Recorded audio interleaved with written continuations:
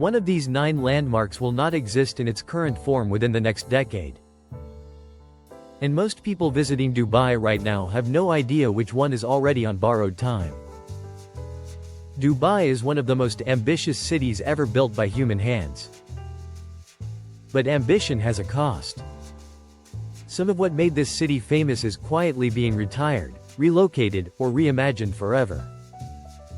Before the crowds notice, before the travel guides update, and before the tickets sell out permanently, you need to know what is about to change.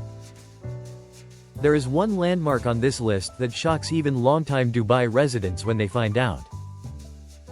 Stay until the end, because that one will completely change how you think about this city. The first is the Deira Gold Souk. This is the oldest continuously operating gold market in the world. Narrow covered lanes, thousands of kilograms of gold on open display, merchants who have worked the same stall for 30 years. It sounds permanent. It is not. The entire Deira district is in the middle of a billion-dollar redevelopment. The souk itself sits in a zone that city planners have flagged for modernization. Not demolished, they say. Reimagined. But anyone who has watched a city reimagine something old knows what that word really means. The version that exists today, worn wooden stalls, the smell of incense, traders who bargain in 5 languages, is a version with an expiration date.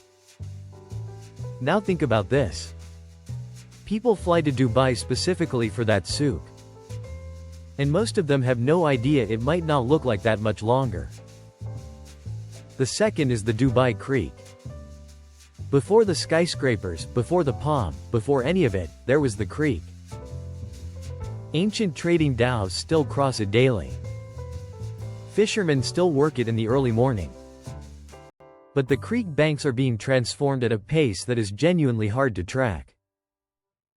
New bridges, new promenades, waterfront towers going up on both sides. The character of the creek is being swallowed by progress. Visit today and it still feels like old Dubai. Visit in 5 years and there may be nothing left to distinguish it from any other urban waterfront in the world. Third is Bastakia, also called the Al Fahidi Historical Neighborhood. Wind towers rising from sand-colored walls, museums tucked into restored houses, alleyways so narrow you can touch both walls at once. It survived decades of rapid development through intense preservation efforts. But preservation is never guaranteed. Each year the land it sits on becomes more valuable. Each year the pressure grows. The neighborhood is protected, for now. For now is doing a lot of work in that sentence. Fourth, the Spice Souk. Right next to the Gold Souk in Deira, same redevelopment zone, same uncertain future. Sacks of saffron, cardamom, dried rose petals, frankincense. Vendors who have memorized your face before you say a single word. This is a sensory experience that no luxury hotel, no themed restaurant, no curated experience can replicate. And it is precisely the kind of thing that disappears before anyone organizes a campaign to save it. Fifth is something most tourists never even find. The Al Ahmadiyya School. Built in 1912, it was Dubai's first school. It sits quietly in Deira, restored but rarely crowded. An entire history of what this city once was, contained in a building smaller than most Dubai hotel lobbies. As the surrounding district transforms, the foot traffic that keeps small heritage sites funded and maintained tends to shift. These places do not close loudly. They just slowly lose relevance until one day you search for them and the listing says permanently closed. Sixth, the Wild Wadi Water Park.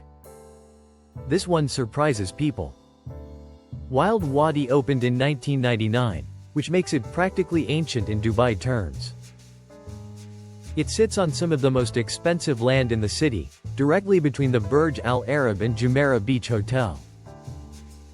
There have been rumors for years about redevelopment. The park has been refurbished, rebranded, kept alive. But the economics of running a mid-sized water park on ultra-premium land in one of the world's most competitive real estate markets eventually lead to one outcome. It has not happened yet. The pressure does not go away. 7th is the Jumeirah Mosque Open Door Program. This is the only mosque in Dubai that non-Muslims can visit as regular tourists. Not the building itself, the building will remain, but the access. Cultural programs like this exist on funding, on political will, on the enthusiasm of the people running them. They can be suspended. They have been before. The experience of walking inside, being welcomed, understanding something real about Emirati culture and Islamic tradition, that is rarer than people realize, and more fragile. 8th is the Dubai Creekside Heritage Village. A living museum of traditional Emirati life. Pearl diving demonstrations, falconry, handicrafts, traditional food. It sounds like exactly what a city trying to preserve its identity would protect forever. But living museums are expensive to operate. The staff, the performances, the upkeep. Visitor numbers have been inconsistent. A heritage village that feels empty is a heritage village that is quietly reassessing whether it makes sense to continue.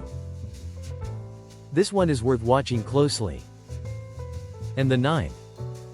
The one that even Dubai insiders raise an eyebrow at. The original Burj Al Arab experience. Not the building. The building is not going anywhere. But the experience, the thing that made it famous globally, butler service for every room, the helicopter pad, the iconic underwater restaurant Al Mahara, the level of access and intimacy that made staying there feel genuinely unrepeatable, that has quietly eroded over the years. More guests, more commercialization, more branded packages aimed at Instagram moments rather than genuine luxury. Long-term guests who stayed in 2003 and returned recently describe a fundamentally different place. The landmark stays. The soul of it is already partially gone. And that kind of loss does not come with an official announcement. Here is the thing that almost no one talks about when they talk about Dubai. The city was built at a speed that the world had never seen before. That speed is its greatest achievement and its greatest vulnerability. Things that took other cities centuries to build were created here in decades. Which means the emotional weight, the sense of permanence, the feeling that something has always been there and always will be, was never really earned.